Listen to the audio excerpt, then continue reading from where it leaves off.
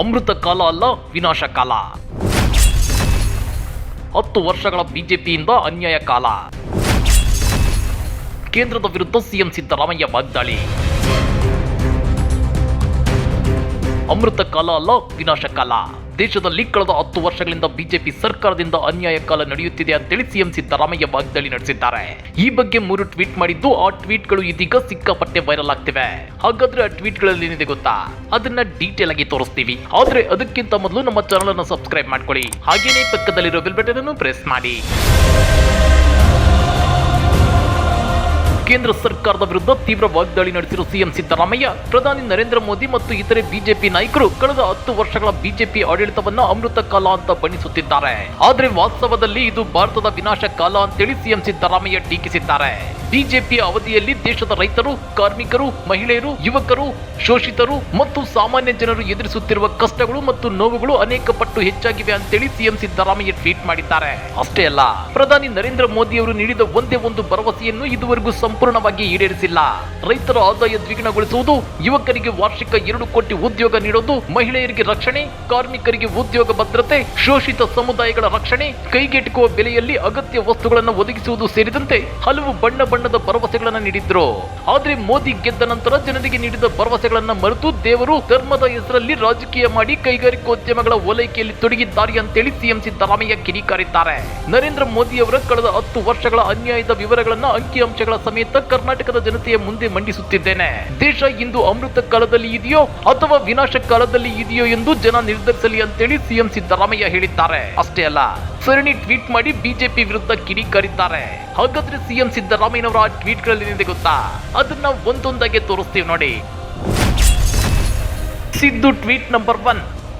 ಕಳೆದ 10 ವರ್ಷಗಳ ಅನ್ಯಾಯ ಕಾಲ ಎಂದು ಟೀಕಿಸಿರುವ ಸಿಎಂ ಸಿದ್ದರಾಮಯ್ಯ, ಕಳೆದ 10 ವರ್ಷಗಳು ದೇಶದ ರೈತರು, ಕಾರ್ಮಿಕರು, ಮಹಿಳೆಯರು, ಯುವಕರು, ಶೋಷಿತರು ಮತ್ತು ಜನಸಾಮಾನ್ಯರ ಪಾಲಿಗೆ ಅನ್ಯಾಯ ಕಾಲ. ಜನರ ಸಮಸ್ಯೆಗಳ ಬಗ್ಗೆ ಮಾತನಾಡಬೇಕಾದ ಪ್ರಧಾನಿಗಳು ಮೂಕರಾಗಿದ್ದಾರೆ. ಕಷ್ಟ ಕೇಳಬೇಕಾದ ಕೇಂದ್ರ ಸಚಿವರು ಕಿವುಡಾಗಿದ್ದಾರೆ. ನರೇಂದ್ರ ಮೋದಿ ಅವರ ಉದ್ಯಮ ಮಿತ್ರರು ಜಾಗತಿಕ ಶ್ರೀಮಂತರ ಪಟ್ಟಿಯಲ್ಲಿ ಶರವೇಗದಲ್ಲಿ ಮುಂದಕ್ಕೆ ಹೋಗುತ್ತಿದ್ದಾರೆ. ಈ ದೇಶದ ಜನಸಾಮಾನ್ಯ ಕೇಂದ್ರ ಸರ್ಕಾರದ ದುರಾಡಳಿತ, ವೈಫಲ್ಯಗಳ ಭಾರ ಹೊತ್ತು ಕುಸಿದು ಬಿದ್ದಿದ್ದಾನೆ ಅಂತೇಳಿ ಸಿಎಂ ಸಿದ್ದರಾಮಯ್ಯ ಟ್ವೀಟ್ ಮಾಡಿದ್ದಾರೆ. Siddu tweet number 2. ಸುಮಾರು 2.5 ಲಕ್ಷ ಹೆಕ್ಟೇರ್ ಜಮೀನಿಗೆ ನೀರುಣಿಸುವ ಭದ್ರಾ ಮೇಲ್ದಂಡೆ ಯೋಜನೆಗೆ 5,300 ಕೋಟಿ ರೂಪಾಯಿ ಅನುದಾನ ನೀಡುವುದಾಗಿ ಕೇಂದ್ರ ಸರ್ಕಾರ ಘೋಷಿಸಿ ವರ್ಷಗಳೇ ಕಳೆದಿವೆ. ಆದ್ರೆ ಈವರೆಗೆ ಒಂದೇ ಒಂದು ಪೈಸೆ ಅನುದಾನ ನೀಡಿಲ್ಲ. ಕೃಷ್ಣ, ಕಾವೇರಿ, ಮಹದಾಯಿ, ಮೇಕೆದಾಟು ಸೇರಿದಂತೆ ಕರ್ನಾಟಕದ ಎಲ್ಲ ನೀರಾವರಿ ಯೋಜನೆಗಳ ಬಗ್ಗೆ ಇದೇ ರೀತಿಯ ನಿರ್ಲಕ್ಷ್ಯ ಯಾಕೆ ಅಂತೇಳಿ ಸಿಎಂ ಸಿದ್ದರಾಮಯ್ಯ ಪ್ರಶ್ನೆ ಮಾಡಿದ್ದಾರೆ.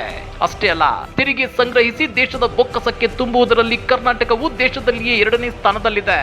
ಆದ್ರೆ 15ನೇ ಹಣಕಾಸು ಆಯೋಗ ತೆರಿಗೆ ಹಂಚಿಕೆಯ ಪ್ರಮಾಣವನ್ನ 4.7 ರಿಂದ 3.74ಕ್ಕೆ ಇಳಿಸಿದೆ. ಕನ್ನಡಿಗರ ಬೆವರಿನ ತೆರಿಗೆಯ ಮೇಲೆ ಯಾಕೆ ಕೇಂದ್ರ ಸರ್ಕಾರಕ್ಕೆ ಕೆಂಗಣ್ಣು? ಇತ್ತ ತಾರತಮ್ಯದಿಂದಾಗಿರುವ ನಷ್ಟ ತುಂಬುವ ವಿಶೇಷ ಅನುದಾನಕ್ಕೂ ಹಣಕಾಸು ಸಚಿವರಿಂದ ಕೊಕ್ಕೆ. ಇಂತಹ ಅನ್ಯಾಯವೆಸಗಿ ಕರ್ನಾಟಕಕ್ಕೆ ಬಂದು ಕನ್ನಡಿಗರನ್ನ ಹೇಗೆ ಎದುರಿಸುತ್ತೀರಿ ಅಮಿತ್ ಶಾ ಅವರೇ ಅಂತೇಳಿ ಸಿಎಂ ಸಿದ್ದರಾಮಯ್ಯ ಟ್ವೀಟ್ ಮೂಲಕ ವಾಗ್ದಾಳಿ ನಡೆಸಿದ್ದಾರೆ. Siddu tweet number 3. ಬರ ಪರಿಹಾರಕ್ಕೆ ಮನವಿ ಸಲ್ಲಿಸಿ 4 ತಿಂಗಳಾಗಿವೆ. ಕೇಂದ್ರ ತಜ್ಞರ ಸಮಿತಿ ಬಂದು ಅಧ್ಯಯನ ಮಾಡಿ ವರದಿ ಸಲ್ಲಿಸಿಯಾಗಿದೆ.